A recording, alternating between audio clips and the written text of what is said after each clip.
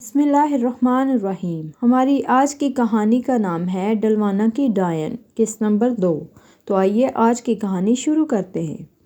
راجو کے پاس میری آزمودہ 375 میگنم جبکہ میرے پاس 450 ایکسپریس تھی۔ گزرگاہ کا بغور معائنہ کرنے کے بعد میں کچھ پریشان ہو گیا۔ وہاں کچی زمین پر ایک مادہ شیرنی کے پنجوں کے نشانات بکثرت تھے، مگر جس بات پر میں ششدر رہ گیا وہ انسانی قدموں کی موجودگی تھی۔ ان نشانات کی خاص بات یہ تھی کہ دایاں پاؤں الٹا تھا۔ یہ دیکھ کر راجو کے چہرے پر ہوائیاں اڑنے لگیں۔ میری اپنی حالت غیر ہونے لگی۔ انسانی قدموں کے وہ نشان جنگل کے اندر تک جا رہے تھے۔ الٹے قدموں والے نشانات کی کوئی توجہ میرے ذہن میں نہ آ سکی۔ اس وقت سپہر ڈل رہی تھی اور شام ہونے میں زیادہ دیر نہ تھی۔ کیا خیال ہے راجو؟ میں نے اس کی آنکھوں میں جھانکتے ہوئے کہا۔ ان نشانات کا تعاقب کریں صاحب، رات ہونے والی ہے، راجو نے کانپتی ہوئی آواز میں کہا۔ پھر مجھے یقین ہے کہ یہ نشانات پچھل پیری کے ہیں۔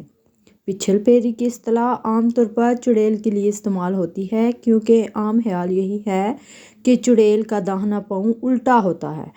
راجو نے جس قسم کے ماحول میں آنکھ کھولی تھی وہاں بھوت پریت اور چڑیلوں کے تذکرے روزمرہ کا معمول تھے، لہٰذا وہ پراسرار نشانات دیکھ کر اس کا خوف زدہ ہونا فطری تھا۔ دیکھو راجو، تم نے اب تک میرے ساتھ درجن بھر درندے شکار کر ڈالے ہیں، میں نے اسے قائل کرنے کی کوشش کرتے ہوئے کہا۔ ان میں سے اکثر کو بھوت پریت کا شاخسانہ قرار دیا گیا۔ جب ہم نے معاملے کا کھوج لگایا تو وہ مقامی باشندوں کے ذہن کی پیداوار ثابت ہوئے، مگر یہ نشانات؟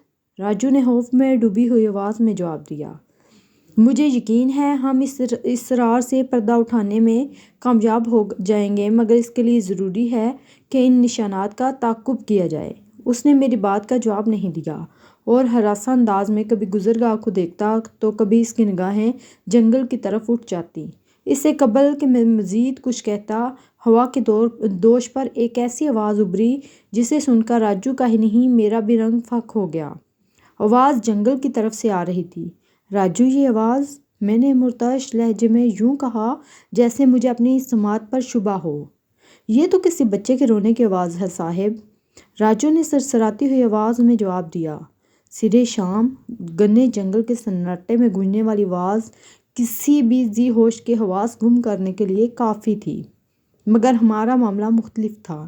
ہماری زندگی کے بیشتر شب و روز گھنے جنگلوں میں ہونہار درندوں سے نبرد آزمائی کرتے ہوئے بسر ہوئے تھے، اس لیے ہمارے حواس خطا نہ ہوئے۔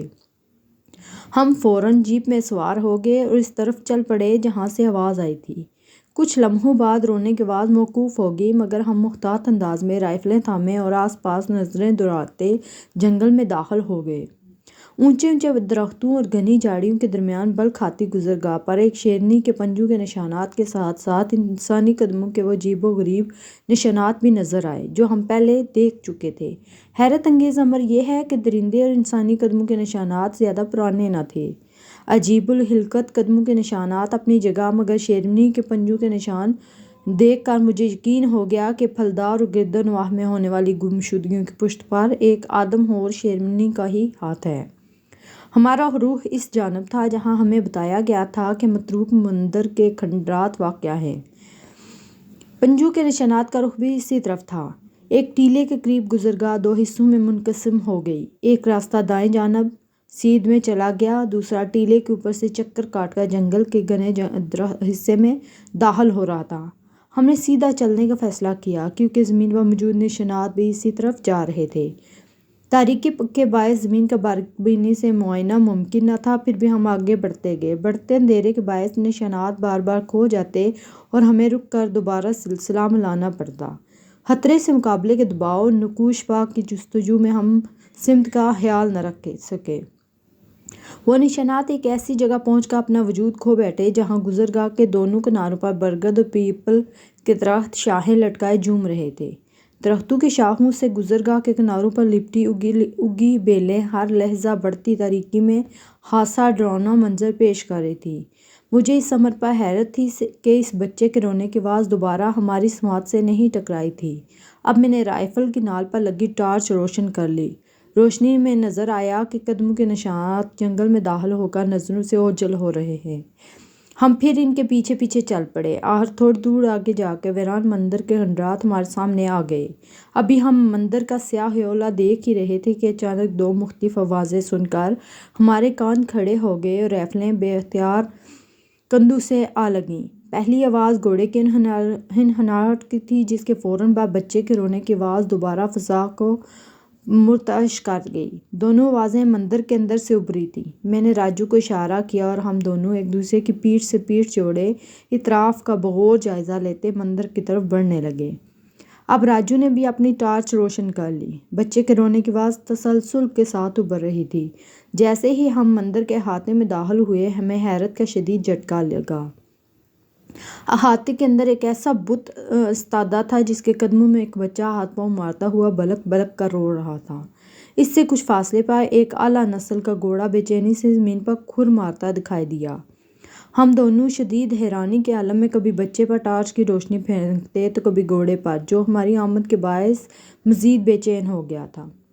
آس پاس کسی اور ذی روح کا نام و نشان تک نہ تھا۔ میں اس ویرانے میں معصوم بچے اور ساز و سامان سے آراستہ گھوڑے کی موجودگی کا کوئی جواز تلاش نہ کر سکا۔ وہ دیکھیے صاحب! دفعتاً راجو نے ٹھٹک کر اپنی ٹارچ کی روشنی بچے سے کچھ فاصلے پر ڈالی اور میں بھی ٹھٹکے بغیر نہ رہ سکا۔ زمین پر خون کے دھبوں کے ساتھ کسی کے گھسیٹے جانے کے واضح نشانات نظر آ رہے تھے۔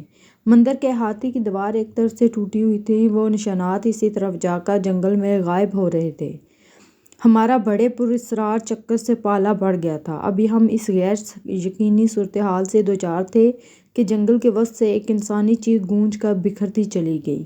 خوف کے مارے راجو کی گگی بند گئی۔ چیخ سن کر بچہ بھی زور و شور سے رونے لگا اور مجھے بھی اپنے بدن کے رونگٹے کھڑے ہوتے ہوئے محسوس ہوئے۔ وحشیانہ چیخوں کی آواز کے ساتھ ہی آس پاس کے درختوں پر لنگور وغیرہ کانوں کے پردے پھاڑ دینے والی چیخیں نکالتے ہوئے اچھل کود کرنے لگے۔ راجو کے چہرے سے تحیر اور فکر مندی ہویدہ تھی۔ میری اپنی حالت اس سے کچھ مختلف نہ تھی۔ میرے خیال میں بچے اور گھوڑے کو پھلدار لے چلتے ہیں۔ میں نے راجو کے کان میں کہا، ان دونوں اور چیخوں کے اصرار سے کل اجالے میں ہی پردہ اٹھ سکتا ہے۔ راجو نے میری رائے سے اتفاق کیا۔ اس نے آگے بڑھ کر بچہ اٹھایا اور واپس ہو لیا۔ میں گھوڑے کی لگامیں تھامے محتاط انداز میں ٹارچ کی روشنی میں ادھر ادھر نظریں دوڑاتا اس کے پیچھے پیچھے چل دیا۔ گھوڑے نے جب دیکھا کہ ہم نے بچے یا اسے نقصان نہیں پہنچایا تو اس نے کوئی مزاحمت نہ کی۔ 15-20 منٹ بعد ہم اپنی جیپ تک پہنچ گئے۔